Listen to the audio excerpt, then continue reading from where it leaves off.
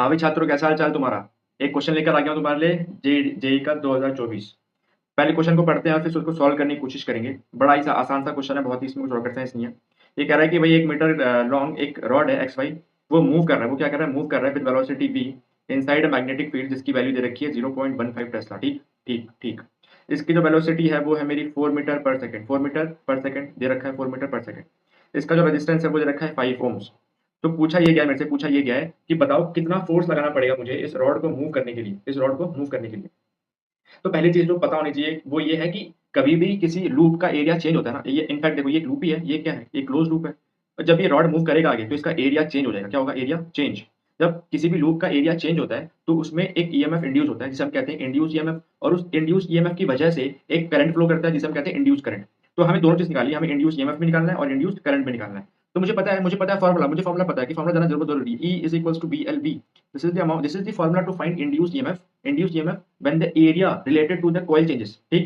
अच्छा, मुझे बी पता है कितना। B is 0.15 Tesla. लेंथ मेरी है 1 मीटर, वेलोसिटी है मेरी 4। इसको जब मैं सॉल्व करूंगा ना तो आंसर आएगा 0.6 वोल्ट। 0.6 वोल्ट। तो मैंने पहला स्टेप ये किया कि मैंने ये निकाला कि कितना ईएमएफ इंड्यूस हुआ, राइट।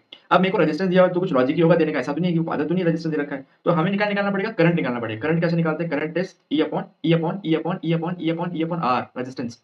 तो ई कितना हो गया? 0.6। रेजिस्टेंस कितना हो गया? 5 ओम। इसको मैंने ऐसे लिखा 6/50 या फिर 3/25। क्लियर? ये मेरा करंट आ गया एम्पियर्स में।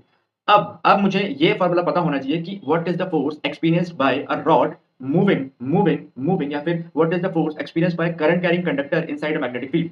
तो जो एक्स वाई है वो करंट कैरिंग कंडक्टर ही है। मुझे पता है that force experienced by current carrying conductor is BIL। BIL ये पता होना चाहिए। मैग्नेटिक इफेक्ट ऑफ करंट में इसका डेरिवेशन आता है।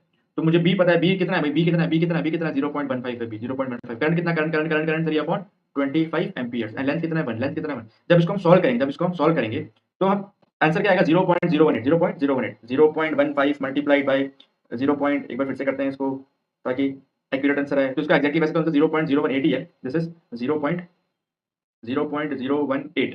बट हम इसको लिखेंगे कैसे? क्योंकि क्वेश्चन में ऐसा दे रखा है, ये फॉर्म दे रखा है, ये फॉर्म दे रखा है। तो हम इसको लिखेंगे ऐसे। सी इसको हम ऐसे लिखेंगे, दिस इज 18 into 10⁻³ न्यूटन। और जो हमें निकालना है, that is 80, that is 80। So this is the answer of this question, JW mains का question 2024। I hope you like this video. Please follow this channel for more such videos, and you can contact us for any kind of help that you want with regard to CBSE boards or ICSE boards or Gujarat boards, or in fact if you want any help regarding JEE, we are there for you. Thanks for watching.